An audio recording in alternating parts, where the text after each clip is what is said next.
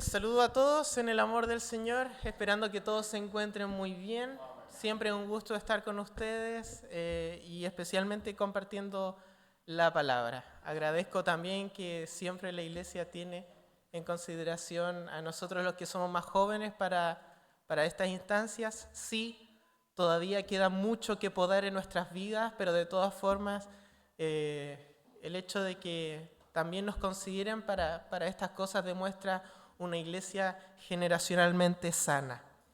Hermanos, el título ya lo han leído, que es Un maestro y millones de discípulos, y el libro de los Hechos nos muestra una iglesia que comienza a establecerse después de la resurrección de nuestro Señor, bajo el liderazgo de los apóstoles y con el sello del Espíritu Santo en cada creyente. Durante los primeros capítulos del libro de los Hechos podemos ver que una sola predicación bastaba para la conversión de miles de personas, 1,000, 3,000, 5,000. En ese tiempo el crecimiento de la iglesia se estaba dando de forma exponencial. Y hemos llegado hasta el día de hoy en el que, según los últimos reportes, 2.600 millones de personas en el mundo son cristianas. Esto casi siendo el 30% de la población mundial. Y el día de hoy teniendo un crecimiento del cristianismo un poco más rápido que incluso la tasa de natalidad en el mundo. Mientras 100 personas ingresan al cristianismo como estilo de vida, solo han nacido 88 bebés.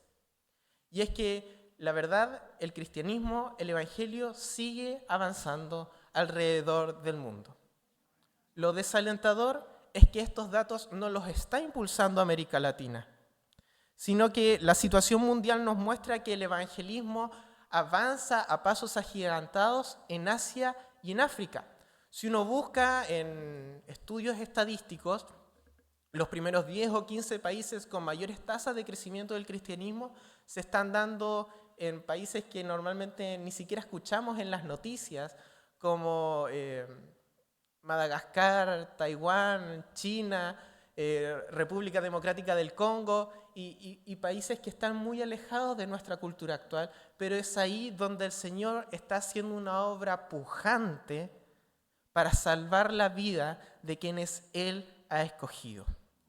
De todas formas, como América Latina no nos estamos quedando atrás en todos los números. Históricamente, hace siglos atrás, quienes enviaban misioneros al resto del mundo era Europa, especialmente en países nórdicos e Inglaterra, que eran más protestantes, se encargaban de enviar misioneros a los países no alcanzados, que en esos tiempos éramos nosotros Occidente. Con el debilitamiento de la Iglesia europea y el gran crecimiento que estaba teniendo Estados Unidos se convirtió en cuna de misioneros.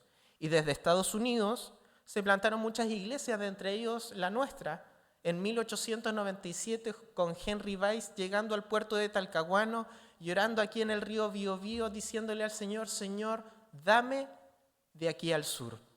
Y hoy somos más de 120, 150 iglesias, que la mayoría está concentrada específicamente al sur del río Biobío. Y el día de hoy, con una América, como lo llaman ellos, con un Estados Unidos con una estructura espiritual un poco deformada y muy perdida del centro de Cristo por el consumismo y el materialismo de ese continente, se ha perdido la misión en Estados Unidos y Latinoamérica avanza para situarse dentro de los próximos años como el continente que más envía misioneros a países no alcanzados. Y eso es para darle gracias a Dios, porque significa que un lugar que alguna vez fue evangelizado está siendo capaz de poder llevar el evangelio a otros lugares, así como en algún momento hicieron con nosotros.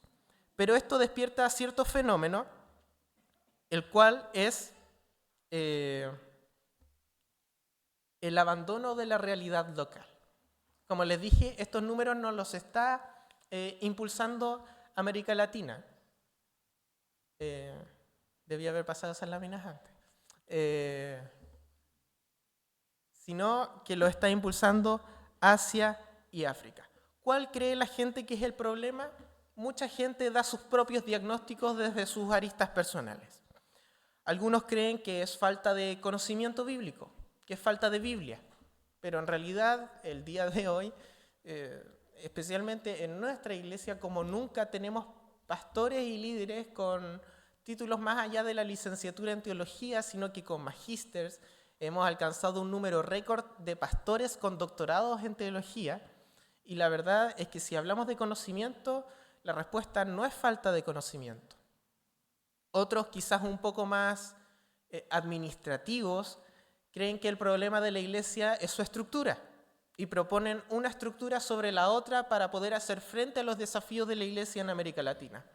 Pero una estructura humana versus otra estructura humana entre sí para transmitir el mismo mensaje, la verdad es que ninguna es superior a otra. Otros, un poco más inocentes, creen que el problema es litúrgico y que una pantalla LED gigante, luces de colores y música electrónica, lo cual es solamente un cambio estético y que, bien digo, en sí mismo no son elementos que no tienen absolutamente nada de malo, creen que con eso los problemas de la iglesia para el avance del evangelismo desaparecerían. Otros, al otro extremo, pero igualmente de inocentes, creen que el problema es que debemos regresar a valores tradicionales, quizás volver a entonar alabanzas con palabras que la gente no entiende y regresar a estructuras que no responden a nuestra realidad latinoamericana ni a la actualidad del día de hoy.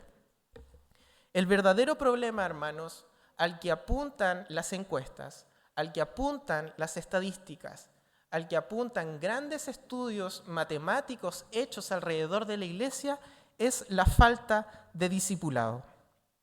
Quizás nosotros, específicamente en nuestra iglesia, pensamos en el discipulado como un tipo de programa que se da dentro de todo un abanico de actividades y eventos que se hace dentro de la iglesia, o quizás solo un tipo de responsabilidad que es propia del líder de la iglesia. Y si bien lo es, no es el todo del discipulado. Quizás hemos pasado por alto la forma en la que lo ejecutaba Jesús, porque Jesús sí ejerció discipulado al elegir a 12 apóstoles que pasaron con él 3 años viendo en primera persona cómo él ejecutaba su ministerio. Quizá hemos confundido el discipulado con evangelismo, porque pueden ser muy parecidos, pero mientras que el evangelismo es un instante, se predica la palabra de Dios y la persona que es llamada efectivamente por la voz de Dios y es convencida de su pecado y se arrepiente, le pide perdón al Señor y es llamado hijo en un instante. Es perdonado en un instante. Recibe al Espíritu Santo en ese mismo instante. Pero luego de eso comienza una vida, comienza un proceso. Y ese es el discipulado. Mientras el evangelismo es un instante, el discipulado es un proceso. Quizá también le hemos quitado el protagonismo, porque Jesús trabajó en esto durante 3 años como eje central de su ministerio. Por eso, hermanos, hoy viajaremos por la Biblia, por la palabra de Dios, estudiando no tan solo qué es el discipulado, sino por qué es tan importante, para que juntos podamos devolverle su protagonismo en la arquitectura funcional de la iglesia. Así que, hermanos, les invito a que puedan abrir sus Biblias en Marcos capítulo 3.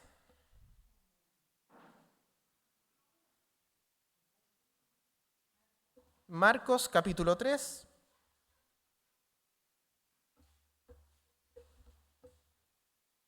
Valentina, ¿me puedes ayudar presionando la lámina? Eso, súper.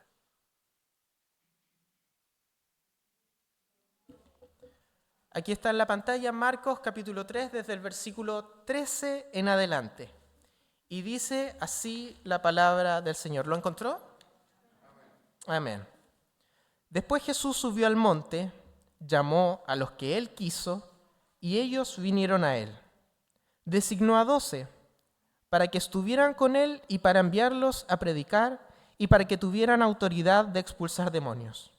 Designó pues a los 12, Simón, a quien puso por nombre Pedro, Jacobo, hijo de Zebedeo, y Juan, hermano de Jacobo, a quienes puso por nombre Boanerges, que significa hijos del trueno, Andrés, Felipe, Bartolomé, Mateo, Tomás, Jacobo, hijo de Alfeo, Tadeo, Simón el cananita y Judas Iscariote, el que también lo entregó. Jesús, hermanos, Jesús sabía que su ministerio en forma de hombre tenía un tiempo limitado y que en los planes de Dios estaba la llegada del Espíritu Santo y la formación de su iglesia, y que esta iglesia sería establecida y administrada por personas imperfectas como lo somos nosotros. Es por eso que Él tuvo sumo cuidado en establecer los cimientos de la iglesia a través de 12 hombres. En 3 años no tan solo predicó el Evangelio y dio la vida para el perdón de nuestros pecados, sino que también de forma secundaria, discreta y silenciosa, preparó a hombres fieles y capaces para poder continuar la obra que Él había empezado. Y lo primero que Él hizo fue llamarlos y escogerlos. Como dice el versículo 13, a los que Él quiso. Él nos quiso, hermanos. Él nos eligió, desafiando las estructuras rabínicas de la época, porque en esos tiempos, a los 14, 15 años, el joven judío era el que iba detrás del rabí como postulando al rabí, como uno postula en la universidad. Aquellos quienes eran educados, bueno, todos los judíos preadolescentes eran educados en casa hasta cierta edad, más o menos 14, 15 años, cuando comienza lo que corresponde al estudio del Talmud, comienzan con maestros. Y es que Jesús desafía la estructura de ese tiempo, llamando Él, eligiendo Él, a quienes serían sus discípulos y a quienes Él dedicaría tiempo como rabí. Y no es así también en estos tiempos con nosotros, mientras mucha gente, por falta de identidad, trata de buscar y adherirse a ciertos movimientos o a ciertas subculturas de nuestro mundo para poder satisfacer de alguna manera ciertas carencias. Nosotros, teniendo esas mismas carencias, hemos sido sorprendidos por el Señor cuando Él ha tomado la iniciativa de venir a buscarnos y de venir a escogernos. Por eso le damos muchas gracias a Dios, porque Él nos ha escogido, no porque haya mérito en nosotros, sino porque Él es bueno. Y los escogió, en primer lugar, para algo. ¿Cómo dice el versículo 14? Designó a 12 para que estuvieran con Él y para enviarlos a predicar. Esa conexión y ese orden es importante. Designó a 12 para que estuvieran con Él y para enviarlos a predicar y para expulsar demonios y para sanar enfermos. Y ahí los enumera el texto bíblico. Jesús escogió a los 12 en primer lugar para que estuvieran con Él, para que pudieran ver en primera persona cómo se ejecutaba el ministerio. Y es que Jesús fue sumamente intencional. Ciertos comentarios bíblicos hablaban como del plan administrativo maestro de Jesús, casi como algo ejecutivo, casi como algo administrativo, porque Jesús le dedica la mayor parte del tiempo a su círculo cercano y en último lugar a las multitudes. Veamos la proporción de tiempo que le dedica en primer lugar Jesús a su círculo más cercano, Pedro, Juan y Jacobo. Pedro, Juan y Jacobo, que eran los discípulos que pasaron más tiempo con él, que fueron su círculo más íntimo. Ellos estuvieron en la sanidad de la hija de Jairo, estuvieron en el Getsemaní, estuvieron en la transfiguración. Juan es conocido como el discípulo amado. Pedro es uno de los líderes de la iglesia. Jacobo fue martirizado en Hechos capítulo 12, lo cual demuestra que de alguna manera debió haber sido un tremendo líder dentro de la iglesia, como para que las autoridades de la época lo hayan considerado una amenaza. Entonces nosotros, leyendo la Biblia y avanzando en nuestras lecturas, podemos entender por qué Jesús escogió a estos 3 y les dedicó una mayor cuota de tiempo para prepararlos, porque ellos serían grandes líderes en la iglesia en un futuro. En segundo lugar están los otros 9 apóstoles, y aquí no hay favoritismos, simplemente sabía a quién dedicarle más tiempo. Juan y Jacobo, como dice el texto bíblico en el versículo 17, les puso por apodo Boanerges, que significa hijos del trueno. Eran impulsivos. Lo mismo sabemos de Pedro. Quizá por eso les dedicaba más tiempo, porque tenían un carácter un poquito más difícil de tratar. Pero fue ese mismo carácter transformado el que fue capaz de poder habilitarlos para una ejecución maestra del Evangelio. La escritura del Evangelio y de cartas que hoy nos sirven a todos nosotros para construir la iglesia. Entonces Jesús le dedica la mayor parte del tiempo a Pedro, Juan y Jacobo, luego a los otros 9 apóstoles y obviamente a muchos otros seguidores que iban detrás de Jesús y lo seguían de aldea en aldea, pero no pertenecían a los 12 y los cuales eran probablemente los 70 discípulos que Jesús envía a predicar en Lucas capítulo 10. En Lucas capítulo 10 Jesús envía a 70 discípulos a predicar a las aldeas. Y probablemente estos eran seguidores de Jesús que iban junto con él de forma nómade de pueblo en pueblo. Seguramente escucharon a Jesús repetir alguna parábola, volver a enseñar algo que ya había enseñado antes. Entonces no tan solo habían escuchado la palabra de Dios una vez, sino que lo habían hecho múltiples veces. Estaban acompañando a Jesús en este proceso de viaje, aunque no eran los 12 escogidos para establecer la iglesia.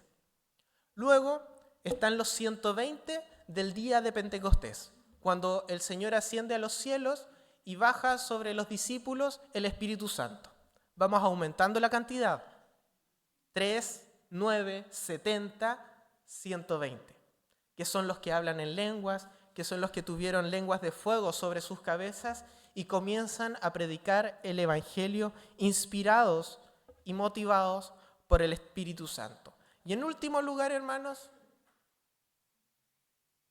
están las multitudes, ¿sí? Que son la de los 5 panes y 2 peces, el sermón del monte, las bienaventuranzas, la mayoría de las parábolas. También fueron quienes le dijeron a Pilato que libere a Barrabás. Entonces, aquí hay un plan súper intencional por parte de Jesús de dedicarle una relación íntima y con mucho tiempo invertido a quienes serían centro, pilar fundamental del avance de la iglesia. Jesús, Pedro, Juan y Jacobo, los otros 9, los 70 discípulos de Lucas capítulo 10, los 120 del día de Pentecostés y las multitudes.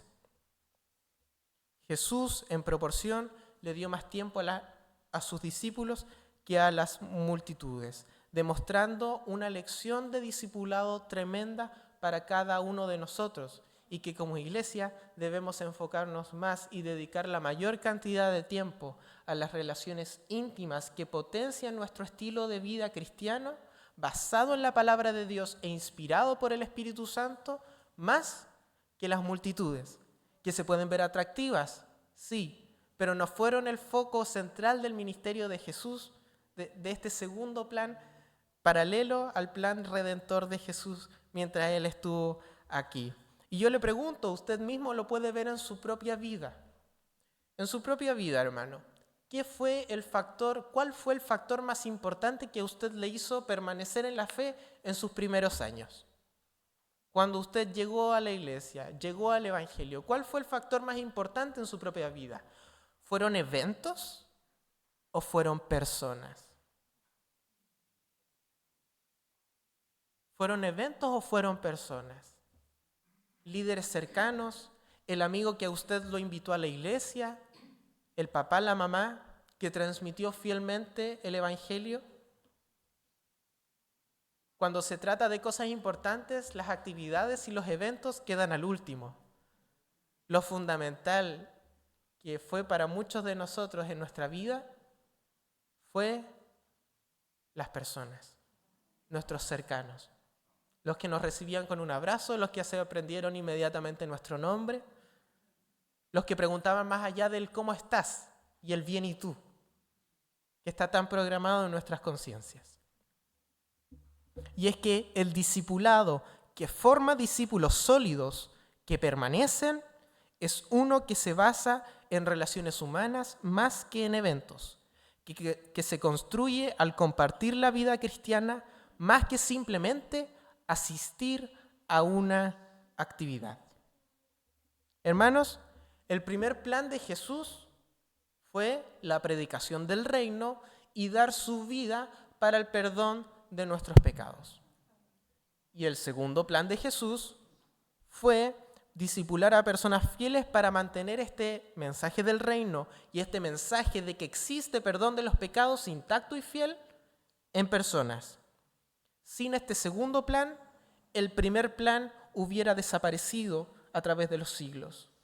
Esta fue la forma a través de la cual Dios está preservando el Evangelio a través de los siglos y sostenido por el Espíritu Santo para que no se diluya, que es a través de las relaciones humanas, discipulando. El discipulado, hermanos, de la forma en la que lo ejecutó Jesús, es un proceso de acompañamiento en el que a través de una relación personal entre cristianos se consigue moldear en el discípulo las virtudes y el carácter digno de un ciudadano del reino.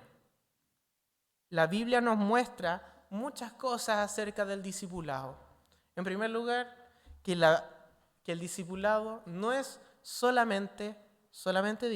no es solamente una clase bíblica semanal, aunque sí debe tener periodicidad y debe tener intencionalidad por parte de quien discipula para poder encontrarse de forma frecuente con quien está discipulando.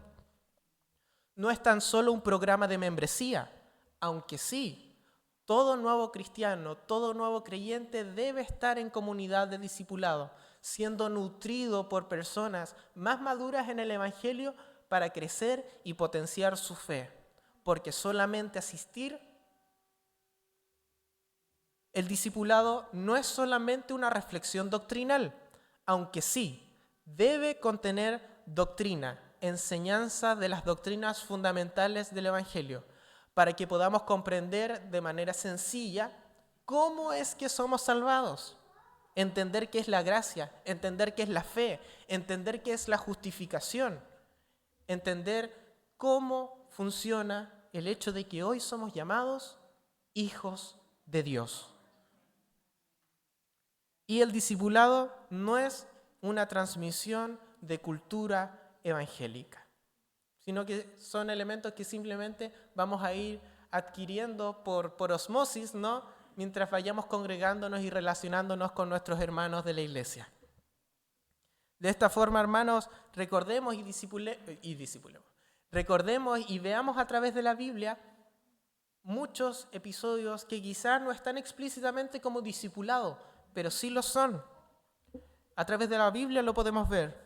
Los padres cristianos discipulan a sus hijos, así como Loida y Eunice discipularon a Timoteo para que él pueda creer a pesar de vivir en un hogar griego. Mientras los niños judíos tenían recordatorios del poder de Dios en sus casas, por su cultura, que tenían escrituras en las casas, en las murallas de sus casas, seguramente Timoteo no tenía nada. Mientras en la cultura judía los niños judíos eran instruidos por el padre y la madre se dedicaba a la administración del hogar, Timoteo en un hogar griego es educado por su madre y por su abuela para crecer en la fe. Entonces ahí vemos ya un modelo de discipulado familiar. Los amigos también discipulan al amigo que trajeron a la iglesia, así como Bernabé recibió a Pablo cuando nadie creía que él era discípulo. Después de la conversión de Pablo, él siendo asesino de cristianos o cómplice, y se encuentra con el Señor camino a Damasco y le entrega su vida, en primer lugar a Ananías, que fue el cual fue enviado a recibir a Pablo. No le creía mucho, igual tenía sus reservas. Cuando Pablo se traslada a Jerusalén y quiere comenzar a congregarse, a reunirse con la iglesia, la gente le hacía el quite porque no creía mucho de que en realidad estaba siendo discípulo de Jesús. ¿Qué es lo que hace Bernabé? lo toma, lo recibe y se los presenta a los discípulos y dice, él ciertamente estuvo predicando que Jesús es el Hijo de Dios. Entonces, Bernabé seguramente estuvo acompañando todos estos años a Pablo antes de que juntos salieran a misionar. Entonces, vemos un modelo de discipulado familiar, vemos un modelo de discipulado basado en la amistad y también vemos un modelo de discipulado a través de la Biblia como el pastor cuando discipula al liderazgo. Así de la forma en la que Pablo discipuló a Timoteo para que él pudiera estar a cargo de una iglesia. Más o menos aproximadamente a los 15 años es cuando Timoteo comienza a viajar con el apóstol Pablo y pasan al menos otros 14 o 15 años antes de que Pablo efectivamente deje solo a Timoteo a cargo de una iglesia. ¿Sí? Muchos leemos el versículo y nos gusta mucho a los que somos de la G, a los que somos jóvenes, que nadie tenga un poco tu juventud. Pero igual debemos recordar que el versículo está destinado a un Timoteo de ya como de 30 años. No era veinteañero, más o menos tenía como 30, 31, 32 años Timoteo cuando recibe esa carta. Y ya había sido discipulado 15 años por el apóstol Pablo en liderazgo. Había sido discipulado en fe por su familia y ahora por un padre espiritual en el pastorado. De esa forma podemos seguirlo viendo el día de hoy, cómo los maestros discipulan a los niños, cómo los líderes discipulan a la gente que tiene a su cargo. Hermanos, cuando se acompaña, cuando se enseña, se da el ejemplo, se aconseja y hay una intimidad relacional, todo eso junto y mezclado, eso es discipulado. Una relación humana intencional, basada en la palabra de Dios y sostenida por el Espíritu Santo, como mencioné antes, para que no se diluya. De eso se encarga el Espíritu Santo, nosotros de la relación humana. Pero hermanos, los apóstoles fueron elegidos por Jesús para que estuvieran con Él y para prepararse con un fin. El texto todavía lo tiene abierto. ¿Qué dice el versículo 14 después de para que estuvieran con Él? ¿Para qué fue? Para enviarlos a predicar y para expulsar demonios y para sanar enfermos. Entonces, ¿está medio mañoso? ¿Vale? Eso, muchas gracias. Vamos a pasar a un texto muy conocido que debe estar solo a un par de páginas atrás de este texto, que es la Gran Comisión. El modelo de discipulado tiene un fin, que es enviar a predicar. O sea, replicar lo que Jesús hizo con ellos, solo que ellos ahora lo harían con alguien más. ¿Lo tiene ya? Así dice la palabra de Dios. Pero los 11 discípulos se fueron a Galilea, al monte que Jesús les había señalado. Cuando lo vieron, lo adoraron, pero algunos dudaron. Acercándose Jesús les dijo: Toda autoridad me es dada en el cielo y en la tierra. Vayan pues y hagan discípulos de todas las naciones, bautizándolos en el nombre del Padre y del Hijo y del Espíritu Santo, enseñándoles a guardar todo lo que les he mandado. Y recuerden, yo estoy con ustedes todos los días hasta el fin. Amén. Esa es la promesa del Señor, que Él estará todos los días junto a nosotros hasta el fin. Y es que la verdad, hermanos, podemos leer, estamos acostumbrados a este pasaje bíblico, somos una iglesia misionera. Enviamos misioneros, estamos constantemente al tanto de nuestros misioneros. Justo aquí a un lado tengo la promesa de fe, le hacemos promo, para financiar proyectos misioneros tanto dentro de Chile como en el norte de África, en Asia. Y pensamos mucho en este texto y predicamos mucho de este texto y pensamos mucho que este texto se basa o se centra en el evangelismo. Pero podemos leer y nos podemos dar cuenta que este pasaje, que es conocido como la Gran Comisión, hoy pasó mucho. Retrocede, vale.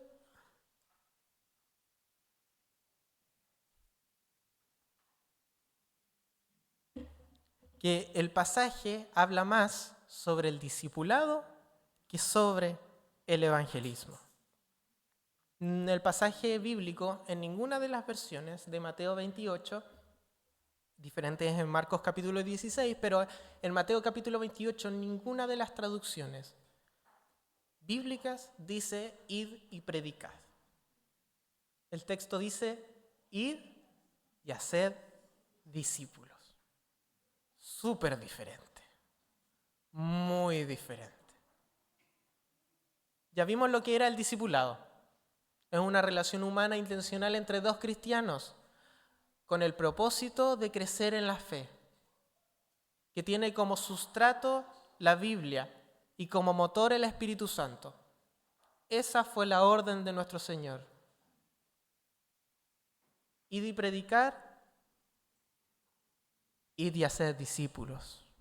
Id y hacer discípulos. Por eso, y viendo todos los elementos que tiene la Gran Comisión, vayan pues y hagan discípulos, bautizando y enseñando.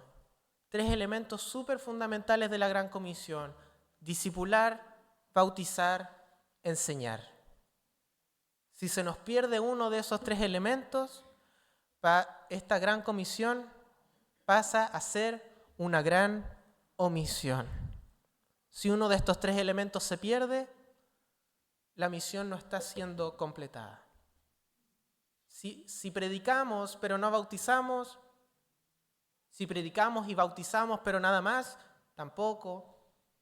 Esto incluye hacer discípulos, incluye salir a predicar, incluye centrarnos en enseñar la palabra de Dios. Muchas veces creemos que el éxito es una iglesia llena, ¿sí? Y el coordinador se inspira porque hay más voces, entonces la música se escucha más fuerte. Normalmente cuando hay más gente tenemos la banda completa, entonces se siente más inspirador y la verdad es que es como la sensación, es como el éxtasis del momento que nos hace creer que el Espíritu Santo está obrando de forma distinta, cuando en realidad la pregunta que realmente debemos hacernos cuando tenemos el templo a su máxima capacidad es que si estas bancas están llenas de discípulos o de simpatizantes. Porque no se trata de lo mismo y sabemos que no se trata de lo mismo. Ante todo esto debemos recordar no tan solo qué es el discipulado, sino por qué es importante. Sí, es sano, no tiene nada de malo soñar con una iglesia llena, pero debemos soñar con una iglesia llena, con una iglesia que crece a un ritmo y de una forma espiritualmente sostenible. Y de esa forma se hace no trayendo gente al templo, sino que haciendo discípulos, que es otra forma de llenar el templo. ¿Sí? No le hagamos las cruces a querer un crecimiento numérico. No tiene nada de malo, pero debemos saber cómo ejecutar este crecimiento numérico. Y debe ser haciendo discípulos. El discipulado, hermanos, es la misión primordial y central para el desarrollo de la iglesia y la preservación de la palabra de Dios. Y como leímos aquí, es responsabilidad de cada uno de nosotros no evangelizar, sino que discipular. Evangelizar es parte del discipulado. De otra forma, si no lo cumplimos, seremos reprendidos como los hebreos en Hebreos capítulo 5, cuando el escritor les dijo: acerca de esto tenemos mucho que decir y difícil de explicar. Por cuanto os habéis hecho tardos para oír, porque debiendo ser ya maestros, después de tanto tiempo, tenéis necesidad de que se os vuelva a enseñar cuáles son los primeros rudimentos de la palabra de Dios. Y habéis llegado a ser tales que tenéis necesidad de leche y no de alimento sólido. Y todo aquel que participa de la leche es inexperto en la palabra de justicia, porque es niño. Pero el alimento sólido es para los que han alcanzado madurez, para los que por el uso tienen los sentidos ejercitados en el discernimiento del bien y del mal. Ante esta reprensión por parte del escritor a los hebreos, nos hace falta preguntarnos a nosotros mismos: ¿estamos haciendo discípulos? nosotros de forma personal, no como iglesia. La iglesia sí, efectivamente está haciendo discípulos, pero quizá no a un ritmo que nos gustaría estar haciéndolo. Ya hablamos de los datos sobre América Latina. África y Asia nos están triplicando en habilidades para poder hacer esto. Con esto en mente, hermanos, los apóstoles pasaron 3 años con el Señor Jesús y ya Pedro predicó su primera predicación y ya convirtió a 3.000, 5.000 personas. ¿Quiénes llevan aquí más de 3 años en el Evangelio? Nos urge, hermanos, nos urge retomar el discipulado como Jesús lo planeó desde el principio. Como una relación entre personas, una cristianamente madura y otra que recién está comenzando en este camino, para que mutuamente sean potenciados a un mejor conocimiento de Cristo y a un carácter más parecido al de Él. Eso es discipulado. ¿Por qué es importante? Debemos recordar que estar en discipulado es responsabilidad de todos, para que nuestras iglesias tengan un crecimiento espiritualmente sostenible y no tan solo numérico. Si predicamos predicaciones bíblicas, si nuestras predicaciones, si nuestros cultos están centrados en la palabra de Dios y predicamos afuera y alcanzamos a la gente de afuera, pero nada más, nos puede dar una ilusión de crecimiento, cuando en realidad podemos estar diluyendo el Evangelio si es que el discipulado no está entre medio. Nuestras estructuras, hermanos, nuestras estructuras humanas, a partir de las cuales hemos diseñado nuestras diferentes denominaciones, democráticas o no, jerarquizadas o no, con templo, sin templo, estas estructuras no tienen nada de malo, son solamente nuestros honestos y genuinos sentimientos humanos para poder administrar nuestras iglesias de distinta forma o de alguna forma específica. Pero nos recuerda eso, el hecho de que sean humanas, que son modificables y son prescindibles. Hermanos, sin grupo de mujeres, sin grupo de jóvenes, sin un espacio para educar a los niños entre juntos, como lo planeó la iglesia norteamericana hace un poco más de un siglo atrás, la iglesia puede seguir funcionando. Sin estas subdivisiones, la iglesia primitiva no se dividía en edades, no se dividía en hombres y mujeres, ¿sí? Estas estructuras de hoy no tienen nada de malo, pero esto nos recuerda que son prescindibles. Pero la iglesia sin discipulado, no hay iglesia. Sin discipulado, hermanos, no hay iglesia.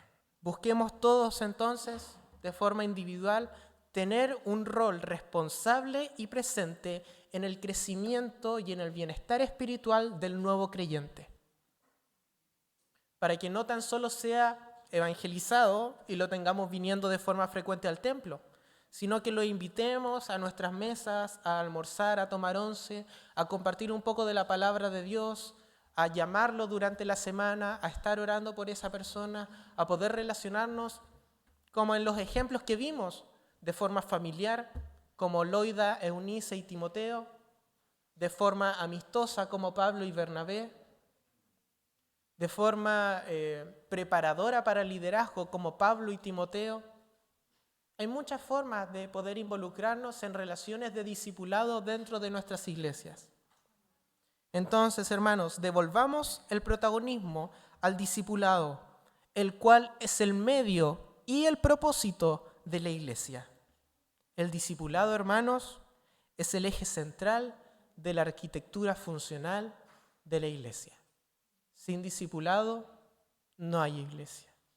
Le invito a que pueda inclinar su rostro y a que podamos tener un tiempo de oración cada uno de nosotros, dedicándonos al Señor en esta dinámica que Él planeó desde el principio. Preparar a otros, guiar a otros, acompañar a otros, consolar a otros, amar a otros. Le invito a que pueda tener un tiempo personal con el Señor para entregarse No sé qué es lo que ha pensado durante este tiempo de predicación, pero lo que haya llegado a su corazón le pido que se lo entregue al Señor en este momento.